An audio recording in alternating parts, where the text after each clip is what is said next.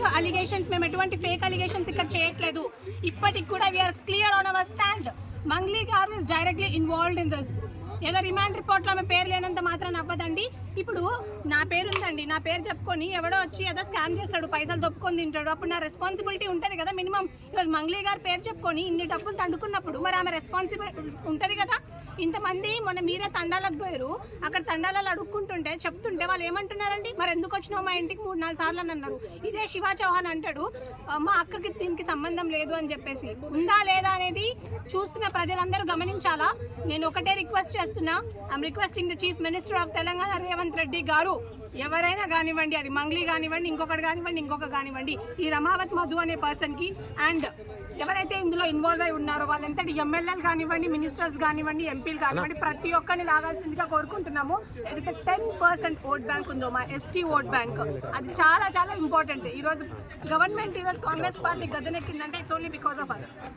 ఇది మంగ్లీ గారు రాసింది, మీ మంగ్లీ.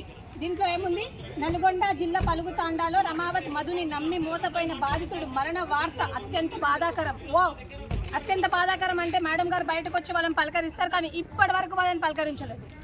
ఒక దుర్మార్గుడు అని తెలియక మాట్లాడిన పాపానికి వాడు పట్టుపట్టి పిలిస్తే నా బ్యాండ్ టీంతో కలిసి ఒక పూట, కేవలం ఒక పూట భోజనం తిన్న పాపానికి భయంకరమైన క్షోభ అనుభవిస్తున్నాను. ఒకటే పూట భోజనం తిన్నారా?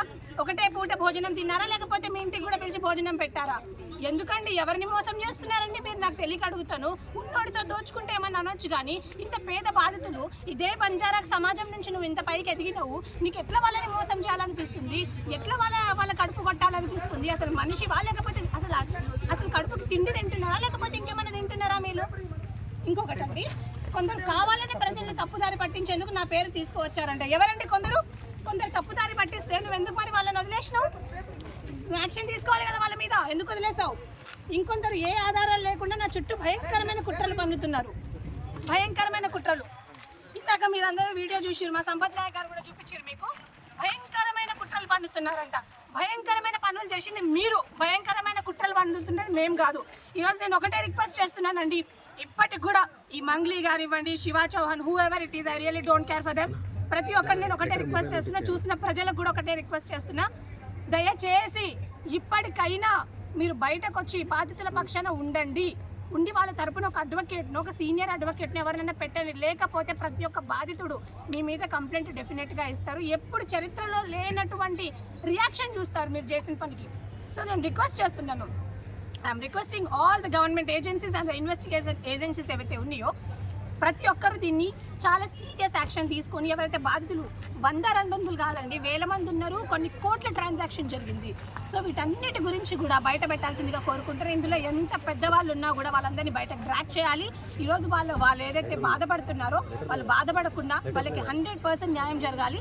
So I'm requesting the current Congress government to take a serious action on this. అదే గిరిజన బిడ్డ వాళ్ళ తమ్ముడు చెప్తున్నాడు కదా, మేము మోసం చేయలేదు అని చెప్పేసి. It's part of our job అనుకుంటా అండి నాకు తెలిసి. ఈరోజు మంగ్లీ గారు అంటారు నేను కష్టపడి ఇంత దూరం వచ్చినా అని అంటున్నారు. కష్టం అంటే ఏందమ్మా? ఇది కష్టమా?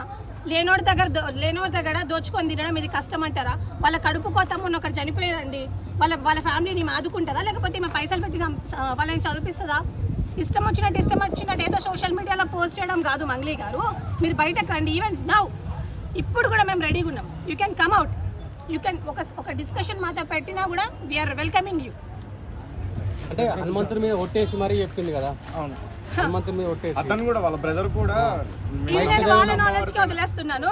మీరే ఇందాకనే వాళ్ళ బ్రదర్ అన్నారు మాకు దీనికి ఎటువంటి సంబంధం లేదు, నేను హనుమంతుడి భక్తుని, నేను శివలాల్ భక్తుని, నేను తుల్జా భవాని భక్తులని ఇంకోసారి చెత్త మాటలు మాట్లాడితే, మా దేవుళ్ళ మీద ఒట్లేసి చెత్త అబద్ధాలు చెప్తే మాత్రం చెప్పు తగ్గుతుందని చెప్తున్నాను నేను వాళ్ళకి. చాలా సీరియస్ వార్నింగ్ చేస్తున్నా వాళ్ళ తమ్ముడికి కూడా. అసలు ఏమనుకుంటారని నాకు అర్థం కాదు. జాతి పరువు మొత్తం తీసి మళ్ళీ పైనుంచి ఇది అంతే ఏందని పంచాయతీ. ఈరోజు నేను ఒకటే రిక్వెస్ట్ చేస్తున్నాను గవర్నమెంట్ని కూడా, ఇలాంటి చెత్తగాల మీద యాక్షన్ తీసుకోవాల్సిందిగా కోరుకుంటున్నాను.